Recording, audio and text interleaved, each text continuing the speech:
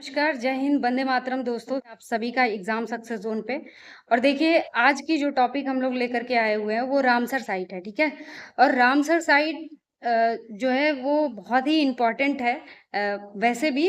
और प्लस अब जो है एग्ज़ाम के पर्पज़ से और भी इम्पोर्टेंट है, क्योंकि अभी हाल ही में रिसेंटली समवा रामसर साइट घोषित किया गया है और जो कि उत्तर प्रदेश का है, ठीक है? तो इस पर्पज़ से भी बहुत इम्पोर्टेंट हो जाता है। साथ ही साथ एक चीज़ और सुन लीजिए कि सी-टेट की क्लासेस आपकी फ्राइडे से शुरू हो जाएँगी, ठीक है? तो आप हमारे चैनल को ज़रूर सब्सक्राइब कर लीजिए। कंटिन्यूअस आपको पीवाईक्यू से शुरुआत होएँगी और मिलती रहेंगी आपको क्लासेस जब तक एग्ज़ाम खत्म नहीं हो जाता है, ठीक है? आइए सुपर टेट की पहली क्लास अ, हम लोग देखते हैं, जो कि ईवीएस के हिसाब से भी बहुत इम्पोर्टेंट हो जाता है और प्लस आप हमारे सुपर टेट के सिलेबस में तो है ही, ठीक है? आइए देखते हैं, रामसर समझौता क्या है? देखिए रामसर कन्वेंशन जो है ना, रामसर समझौता जिसको बोलते हैं, ये क्या है? उसको जानने से पहले एक चीज़ जान लीजिए कि इसका नाम रामसर क्यों पड़ा? जो जो वेटलैंड्स पे कन्वेंशन हुआ है, समझौता जो हुआ है, वो हुआ था ईरान के शहर में। ईरान के शहर में, देश का नाम क्या है? ईरान, ठीक है? ईरान के शहर में हुआ था। और ईरान के किस शहर में हुआ था? ईरान के रामसर रामसर नामक शहर में हुआ था। इसलिए इस समझौते का पूरा नाम क्या पड़ गया? रामसर समझौता, ठीक है? अब सुनिए किस दिन हुआ था? तो 2 फरवरी 1971 को। कब हुआ था? 2 फरवरी 1971 को हुआ था। और किसके द्वारा हुआ था? किसके द्वारा हुआ था? यूनेस्को द्वारा हुआ था, ठीक है? यूनेस्को द्वारा 1971 में 2 फरवरी को ईरान के शहर रामसर में यह कन्वेंशन यानी वेटलैंड्स पे कन्वेंशन हुआ था। इसलिए जो है इसका नाम रामसर समझौता पड़ा, ठीक है? और यह समझौता लागू कब हुआ था? ये दोनों डेट बहुत इंपॉर्टेंट है। यह समझौता लागू कब हुआ था? लागू कब हुआ था? ठीक है, देखिए यहाँ पे दिया हुआ है 1 फरवरी 1982 को यह समझौता लागू हो गया था, ठीक है? अब देखिए रामसर कन्वेंशन क्या है कि रामसर साइट वेटलैंड्स है जिनका अंतर्राष्ट्रीय महत्व है। वेटलैंड्स के संरक्षण को रामसर कन्वेंशन कहा जाता है, ठीक है? तो वेटलैंड्स का जो संरक्षण है, ठीक है? वेटलैंड्स का जो संरक्षण है उसी को क्या बोला जाता है? रामसर कन्वेंशन कहा जाता है, ठीक? आगे देखते हैं। अब इसका मुख्य उद्देश्य क्या है? देखिए इसका उद्देश्य क्या है, बहुत इंपॉर्टेंट है, ठीक है? इसका उद्देश्य है दुनिया भर में जितनी भी आर्द्र भूमियां हैं उनका संरक्षण किया जाए, क्योंकि इन्वायरमेंट बहुत इंपॉर्टेंट है, ठीक है? और दोनों जीव पर्यावरण और जीव एक दूसरे पे निर्भर हैं, ठीक है? तो इसलिए आर्द्र भूमियों के संरक्षण के लिए यह समझौता 21 दिसंबर 1975 को कार्यान्वित किया गया था, ठीक है? किस दिन कार्यान्वित किया गया था? ये डेट्स पूरा एकदम नोट करते जाइएगा, ठीक है? अभी तक हम लोग 3 डेट देख चुके हैं, ठीक है? अब देखिए आगे देखते हैं हम लोग। अब आर्द्र भूमि क्या होता है? तो सिंपल सा, बहुत ज्यादा नहीं समझना है। आर्द्र भूमि क्या होता है? तो देखिए यहाँ पे ये जो येलो ब्रैकेट में दिया हुआ है ना, इसको हम लोग देखते हैं, ठीक है? कि आर्द्र भूमि क्या है, ठीक? तो आर्द्र भूमि जल से संतृप्त या लंबे समय तक नम रहने वाला क्षेत्र होता है, ठीक है? लंबे समय तक कोई भी क्षेत्र है जो नमी से भरा हुआ है तो वो क्या हो जाता है? आर्द्र भूमि, ठीक है? अब देखिए भारत में अब यहाँ पे ये एकदम टिक लगा लीजिए, ठीक है ना? भारत में देखिए मैंग्रोव, ठीक है? दलदल, नदियां, झीलें, डेल्टा, बाढ़ के मैदान, ठीक है? बाढ़ के मैदान और बाढ़ के जंगल सहित 19 प्रकार के, कितने प्रकार के? 19 प्रकार के क्षेत्र आर्द्र भूमि के अंतर्गत आते हैं, ठीक है? कितने प्रकार के? 19 प्रकार के क्षेत्र किसके अंतर्गत आते हैं? आर्द्र भूमि के अंतर्गत आते हैं। अब देखिए अब इससे क्या लाभ होता है? इससे लाभ जो होता है, बाढ़ बाढ़ नियंत्रण का कार्य हो जाता है, ठीक है? बाढ़ नियंत्रण का कार्य हो जाता है, ठीक? और भूजल पुनर्भरण हो जाता है, जैव विविधता की रक्षा हो जाती है, जलवायु संतुलन बनाए रखता है। ये सब चीजें मतलब आर्द्र भूमि के संरक्षण से ये बेनिफिट हो गया, ठीक है। तो आर्द्र भूमि क्या है हम लोग देख लिए, आर्द्र भूमि से लाभ क्या है वो देख लिए, और कितने प्रकार यानी 19 प्रकार के क्षेत्र आर्द्र भूमि के अंतर्गत आते हैं, ये बहुत ही इंपॉर्टेंट है, ठीक है। और आर्द्र भूमि जो है ना, जो वनस्पति हो गई, मतलब विभिन्न प्रकार के जो वनस्पतियां हो गई, जीवों का आश्रय देता है, प्रजनन और भोजन के लिए अनुकूल वातावरण प्रदान करता है। तो इसलिए आर्द्र भूमि का संरक्षण बहुत जरूरी था। रामसर कन्वेंशन इसी पर्पज से हुआ था, और कहाँ हुआ था, ईरान में हुआ था, ठीक है, रामसर शहर में हुआ था। ठीक, आगे देखते हैं हम लोग। देखिए कुछ तस्वीर है, ऐसे ही खूबसूरत दिखते हैं, ठीक है, आर्द्र भूमि। आगे देखते हैं हम लोग। देखिए वर्तमान में दुनिया के 2500 से अधिक रामसर स्थल हैं, 2500 से अधिक है रामसर स्थल, ठीक है। और दुनिया की पहली रामसर साइट की पहचान 1974 में की गई थी, और ये कहाँ की है, कहाँ की है, ऑस्ट्रेलिया की। कहाँ की है, ऑस्ट्रेलिया की, ठीक है। ऑस्ट्रेलिया की पहली रामसर साइट कहाँ की है, ऑस्ट्रेलिया की। ऑस्ट्रेलिया में कोवर्ग प्रायद्वीप, ठीक है, कौन सा प्रायद्वीप, कोवर्ग प्रायद्वीप थी, जिसको पहला रामसर साइट घोषित किया गया था। और किस ईयर में किया गया था, ये देख लीजिएगा, 1974 में किया गया था, ठीक। अब देखिए रामसर सूची का रख रखाव रामसर सम्मेलन के सचिवालय द्वारा किया जाता है, ठीक है। रामसर सम्मेलन का के जो सचिवालय होते हैं ना, उनके थ्रू जो है इसका रख रखाव किया जाता है। और ये कहाँ पे है, स्विट्जरलैंड के, देखिए ये भी इंपॉर्टेंट है, कई बार इससे क्वेश्चन पूछता है, मतलब ये क्वेश्चन कहीं से भी बना सकता है। देखिए सारी लाइन, एक एक लाइन इंपॉर्टेंट है, ठीक है। देखिए स्विट्जरलैंड के ग्लैंड में स्थित अंतर्राष्ट्रीय प्रकृति संरक्षण संघ IUCN के मुख्यालय में है, ठीक है। अब देखिए एक और इंपॉर्टेंट चीज देख लीजिए, कितने देश हैं, भारत सहित 172 देश इस कन्वेंशन के सदस्य हैं, ठीक है। इसके हिस्सा कितने हैं, कितने लोग मतलब इसके सदस्य हैं, 172 देश, ठीक है। भारत को लेते हुए 172 देश हैं, ठीक। तो देखिए वर्तमान में 2500 से ज्यादा रामसर स्थल है। पहला रामसर स्थल कौन सा था, ऑस्ट्रेलिया में कोवर्ग प्रायद्वीप थी, ठीक है। और ये किस ईयर में घोषित की गई थी, 1974 में घोषित की गई थी, ठीक है। अब देखिए 2 फरवरी को अंतर्राष्ट्रीय वेटलैंड दिवस के रूप में मनाया जाता है, क्योंकि 2 फरवरी को ही तो कन्वेंशन हुआ था। कब हुआ था, 2 फरवरी को ही, 2 फरवरी को अंतर्राष्ट्रीय वेटलैंड्स डे मनाया जाता है, ठीक है, दिवस मनाया जाता है, क्योंकि 2 फरवरी 1971 को रामसर कन्वेंशन पे हस्ताक्षर हुआ था, ठीक है। हस्ताक्षर किस दिन हुआ था, 2 फरवरी 1971 को। तो 2 तारीख को क्या मनाया जाता है, अंतर्राष्ट्रीय वेटलैंड्स दिवस, ठीक है, आर्द्र भूमि दिवस, ठीक है। अब देखिए अब कुछ इंपॉर्टेंट पॉइंट और देख लीजिए। आर्द्र भूमि संरक्षण एवं प्रबंधन नियम 2010 और 2017 भारत में आर्द्र भूमियों के संरक्षण और प्रबंधन के प्रयासों में महत्वपूर्ण मील का पत्थर है, ठीक है। कौन सा, 2010 और 2017, ठीक है। अब कुछ इसमें ना इंपॉर्टेंट पॉइंट्स हैं, इसको देख लीजिएगा कि ये पर्यावरण की रक्षा और सतत विकास को बढ़ावा देने के लिए अत्यंत महत्वपूर्ण है, ठीक है। उसके बाद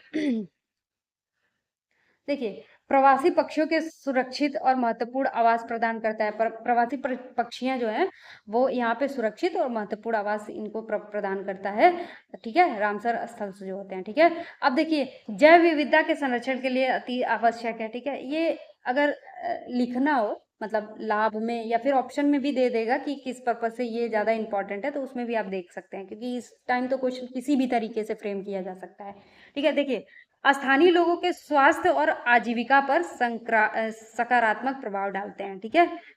और क्योंकि आप खुद ही सोचिए ना कि अगर इन्वायरमेंट सही है कहीं का भी, अगर उसको प्रोटेक्ट करके अच्छे से संरक्षित किया जा रहा है, तो वो तो सकारात्मक प्रभाव ही डालेगा ना।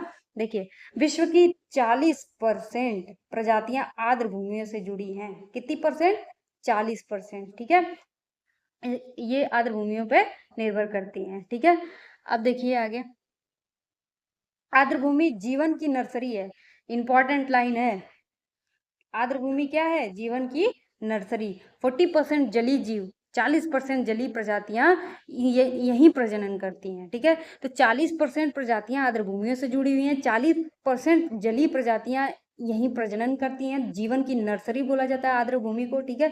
पर्यावरण की रक्षा के लिए अत्यंत महत्वपूर्ण रोल प्ले करता है, प्रवासी पक्षियों के लिए इंपॉर्टेंट है, ठीक है। जैव विविधता के संरक्षण के लिए आवश्यक है, और अगर इसका संरक्षण किया जाए तो स्वास्थ्य, जो लोग हैं उनके स्वास्थ्य और आजीविका पर सकारात्मक प्रभाव डालता है, ठीक है। अब देखिए, अब इसका कुछ उपनाम दिया गया है। आर्द्र भूमियां प्रकृति के फेफड़े हैं, ठीक है, प्रकृति के फेफड़े हैं, ठीक है। जीवन की नर्सरी है, प्रकृति के फेफड़े हैं, ठीक है। और ये पर्यावरण को प्रदूषण से शुद्ध करती हैं, ठीक है, प्रदूषण से शुद्ध करती हैं, ठीक है। आर्द्र भूमियां जलवायु परिवर्तन के साधन है। ये भूमि और जल आधारित कार्बन का लगभग 30% संचित करती हैं, ठीक है। तो ये इंपॉर्टेंट है, देख लीजिएगा, ठीक। आर्द्र भूमियां आपदा जोखिम को कम करती हैं, बाढ़, तूफान और तटीय क्षरण से सुरक्षा प्रदान करती हैं, ठीक। अब देखिए, रामसर स्थल क्या है? तो रामसर स्थल ऐसे आर्द्र भूमि क्षेत्र होते हैं जिन्हें अंतर्राष्ट्रीय महत्व माना जाता है और जिन्हें रामसर कन्वेंशन के तहत संरक्षित किया जाता है, ठीक है। तो ये जो रामसर कन्वेंशन हुआ था, उसमें यही समझौता हुआ था कि कहीं पे भी अगर प्रवासी पक्षियों के लिए, ये जितने भी कंडीशन आपके दिख रहे हैं, ठीक है ना, ये देखिए, ये सीरियल से जितने भी कंडीशन दिख रहे हैं, ये कंडीशन अगर कोई भी फॉलो कर रहा है, कोई भी जगह, किसी भी देश का, जो 172 सदस्य हैं इसके, तो उनके, उन सदस्यों के देश में किसी भी स्थल पे अगर ये कंडीशन फुलफिल हो रही है, तो फिर उसको रामसर कन्वेंशन के तहत रामसर स्थल घोषित किया जाएगा और उसके संरक्षण की पूरी व्यवस्था की जाती है, ठीक है। तो इसलिए ये इंपॉर्टेंट हो जाता है। अब देखिए रामसर साइट के बारे में सबसे महत्वपूर्ण बिंदु। अब जो है ना, क्वेश्चन पुट, मतलब क्वेश्चन जो दिए जाते हैं, वो उसके लिए ये सब पॉइंट्स बहुत ही इंपॉर्टेंट है। देखिए, एशिया में प्रथम स्थान किसका है? रामसर साइट के मामले में भारत में रामसर साइट की संख्या एशिया में सबसे अधिक है, ठीक है। तो ये इंपॉर्टेंट है, ठीक है, इस पे इंपॉर्टेंट लिख लीजिए एकदम से, ठीक, कि भारत में रामसर साइट्स जो है सब एशिया में सबसे ज्यादा है, ठीक है। तो देखिए, एशिया में प्रथम स्थान किसका है? भारत का, ठीक है, रामसर साइट्स के मामले में, ठीक है, सबसे अधिक एशिया में भारत में, ठीक है। अब देखिए, 1 अक्टूबर 1981 को चिल्का झील उड़ीसा और केरला देव राष्ट्रीय उद्यान राजस्थान को भारत के पहले रामसर स्थलों के रूप में मान्यता दी गई, ठीक है। ये एकदम नोट कर लीजिए, वेरी वेरी इंपॉर्टेंट है, ठीक है। इसको इंपॉर्टेंट बना करके एकदम नोट कर लीजिए, ठीक है ना। देखिए, 1 अक्टूबर 1981 को, अब कौन कौन सी झील है, ठीक है, चिल्का झील जो कि उड़ीसा में है, ये याद भी कर लीजिएगा कि कहाँ पे है चिल्का झील, कहाँ पे है? उड़ीसा में, ठीक है। और केवलादेव राष्ट्रीय उद्यान जो कि राजस्थान में है, ठीक है। भारत के पहले रामसर स्थल के रूप में मान्यता दी गई थी इन दोनों को, ठीक है। किसको किसको? चिल्का झील को और केवलादेव राष्ट्रीय उद्यान को। और किस दिन? 1 अक्टूबर 1981 को। अब देखिए, विश्व की पहली रामसर साइट को वर्ग प्रायद्वीप ऑस्ट्रेलिया 1974 में घोषित की गई थी। ये हम लोग पीछे भी देखे हैं, ठीक है ना। तो ये सब इंपॉर्टेंट पॉइंट है। पहले नंबर पे क्या है? भारत सबसे ज्यादा एशिया में वेटलैंड, मतलब रामसर साइट्स हैं यहाँ पे, ठीक है। उसके बाद भारत का पहला जो रामसर स्थल घोषित किया गया था, चिल्का झील और केवलादेव राष्ट्रीय उद्यान को किया गया था। विश्व में सबसे पहले ऑस्ट्रेलिया का कोबर्ग प्रायद्वीप था, उसको 1974 में घोषित किया गया था, पहला रामसर साइट, ठीक है। अब देखिए, वैश्विक तीसरा स्थान यूनाइटेड किंगडम। अब ये इंपॉर्टेंट है, देखिए, ये सब आंकड़े ना बहुत इंपॉर्टेंट है, देख लीजिए।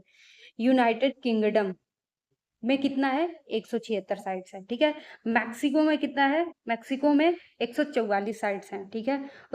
उसके बाद तीसरे नंबर पे कौन आ जाता है? हमारा प्यारा भारत, ठीक है। और भारत में कितने हैं? 100 रामसर साइट हैं, जिससे भारत दुनिया में तीसरे स्थान पर है, ठीक है। अब देखिए, भारत का सबसे बड़ा रामसर स्थल कौन सा है? ये देख लीजिए, भारत का सबसे बड़ा रामसर स्थल है सुंदर वन आर्द्र भूमि पश्चिम बंगाल में है, ठीक है ना। और इस कितना कितना इसका एरिया है? 4230 वर्ग किलोमीटर है, ठीक है। इसका एरिया कितना हो गया? 4230 30 वर्ग किलोमीटर हो गया। ठीक है, अब देखिए हिमाचल प्रदेश में रेणुका वेटलैंड भारत की सबसे छोटी वेटलैंड है। अब बड़ा देख लिया आप, तो छोटा भी तो देखना पड़ेगा ना। ठीक है, तो सबसे बड़ा कहाँ पे है? पश्चिम बंगाल में। ठीक है, सुंदरवन आर्द्र भूमि। ठीक, और सबसे छोटा कहाँ है? हिमाचल प्रदेश का रेणुका वेटलैंड भारत की सबसे छोटी वेटलैंड है। ठीक है, दुनिया की सबसे सबसे ऊंचा रामसर साइट। ठीक है, इट्स वेरी इंपॉर्टेंट। ठीक है, यहाँ इंपॉर्टेंट लिख लीजिए, ये सारे ही इंपॉर्टेंट हैं। ठीक है, तो देखिए दुनिया की सबसे ऊंची रामसर साइट कौन सा है?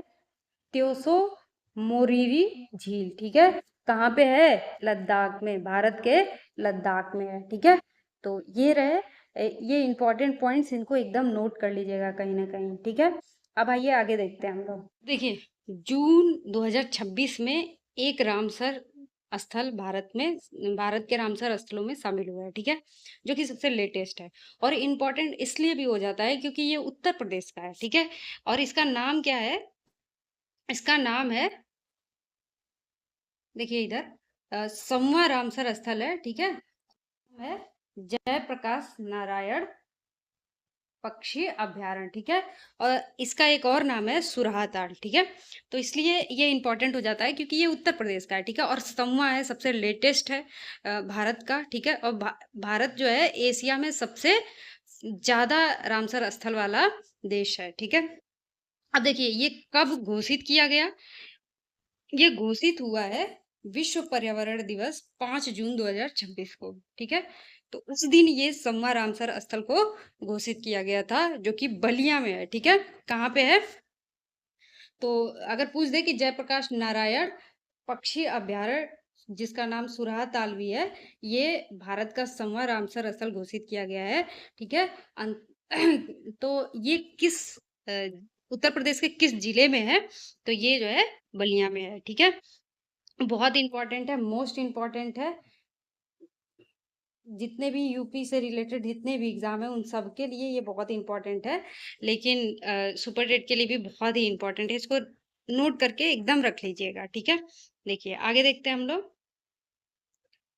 और ये जो पेज है ना, ये देखिए 2026 में जितने भी रामसर स्थल घोषित किए गए हैं उनका ये लिस्ट है। ठीक है, तो लेटेस्ट हैं ये सारे, तो इम्पोर्टेंट अपने आप में है। ठीक है, देखिए भारत 1 फरवरी 1982 को इस कन्वेंशन में शामिल हुआ था। भारत जो है कब शामिल हुआ था? ये डेट हम लोग पहले भी देखे हैं। ठीक है, 1 फरवरी 1982 में। ठीक है, 1 फरवरी 1982 में भारत जो है इस कन्वेंशन में शामिल हुआ था। ठीक है, रामसर कन्वेंशन जो है। ठीक, अब देखिए वर्तमान में जून 2026 तक भारत में 100 रामसर स्थल घोषित किए गए हैं। ठीक है, तो 100 हो गए। ठीक है, और 100वां कौन सा है? तो जो बलिया में है। ठीक है, सुरहाताल। तो देखिए ये अब जो सुरहाताल है उसका नाम जयप्रकाश नारायण पक्षी अभ्यारण्य भी है। ठीक है, अब देखिए यह भारत में 13,60,719 हेक्टेयर से अधिक के क्षेत्र को कवर करता है। ठीक है, जो रामसर स्थल है, ठीक है, भारत में कितने हेक्टेयर को कवर करता है? तो 13,60,719 हेक्टेयर से अधिक के क्षेत्र को कवर करता है। ठीक है, तो ये आंकड़ा भी नोट कर लीजिएगा। ठीक है, अब देखिए सबसे ज्यादा रामसर स्थल अगर पूछा जाए कि भारत में सबसे ज्यादा रामसर स्थल किस प्रदेश में है? ठीक है, तो सबसे ज्यादा रामसर स्थल तमिलनाडु में है। कितने हैं? 20। तमिलनाडु में कितने हैं? 20। ठीक, उसके बाद दूसरे नंबर पे किसका है? उत्तर प्रदेश। और उत्तर प्रदेश में कौन सा है? 13। और 13वें नंबर पे कौन सा है?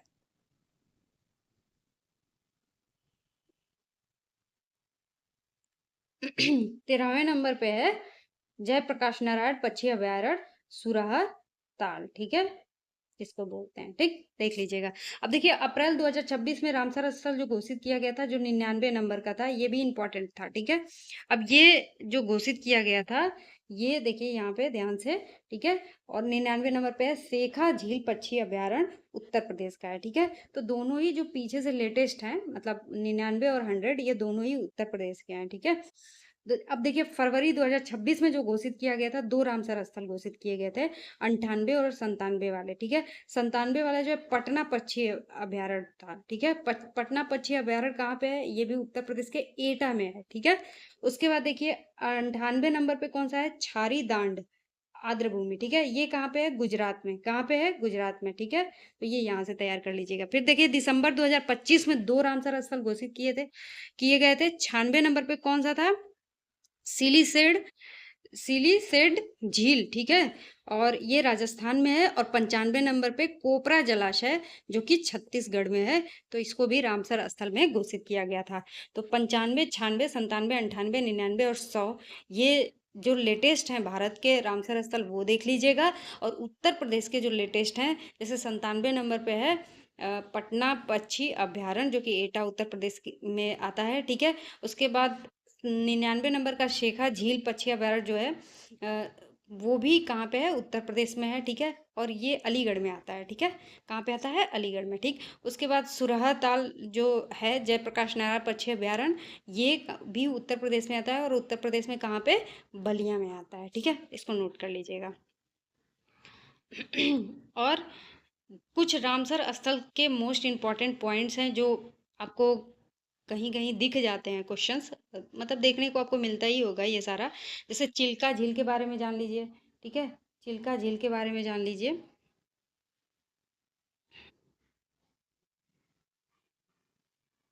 चिल्का झील जो है देखिए उड़ीसा में है, ठीक है। चिल्का झील कहाँ पे है? उड़ीसा में है, ठीक है। उसके बाद देखिए ये एशिया की सबसे बड़ी खारे पानी की झील है, ठीक। उसके बाद देखिए लोकटक झील। लोकटक झील कहाँ पे है? मणिपुर में, ठीक है। लोकटक झील कहाँ पे है? मणिपुर में, ठीक है। और इसके बारे में क्या है? दुनिया की एकमात्र तैरती झील है। कैसी झील है? एकमात्र तैरती झील है। बहुत इंपॉर्टेंट है, ठीक है। आगे देखिए उसके बाद एक केवला देवी राष्ट्रीय उद्यान जो कि राजस्थान में है, ठीक है। केवला देवी राष्ट्रीय उद्यान कहाँ पे है? राजस्थान में। और ये पक्षी प्रसिद्ध पक्षी अभयारण्य है, ठीक है। अब देखिए उसके बाद आता है आपका सुंदरवन पक्षी। सुंदरवन कहाँ पे? पश्चिम बंगाल में, ठीक है। भारत का सबसे बड़ा है, पीछे हम लोग देखे थे, ठीक है। तो सुंदरवन का विशाल डेल्टा क्षेत्र है, ठीक है। अब उसके बाद जो इम्पोर्टेंट आ जाता है आपका वो है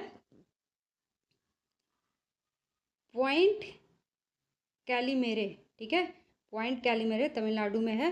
और समुद्री आर्द्रभूमि क्षेत्र है ये, ठीक है। तो ये रहे रामसर स्थल के बारे में सारे पॉइंट्स, ठीक है। आशा है आपको समझ में आया होगा। रामसर स्थल बहुत इंपॉर्टेंट है, इसको देख लीजिएगा। और अपने साइड से मैंने कोई भी पॉइंट छोड़ा नहीं है, ठीक है। तो इसको 2-3 बार ज़रूर देख लीजिएगा, ठीक है। और अगर वीडियो अच्छा लगे तो चैनल ज़रूर सब्सक्राइब कर लीजिए, ठीक है।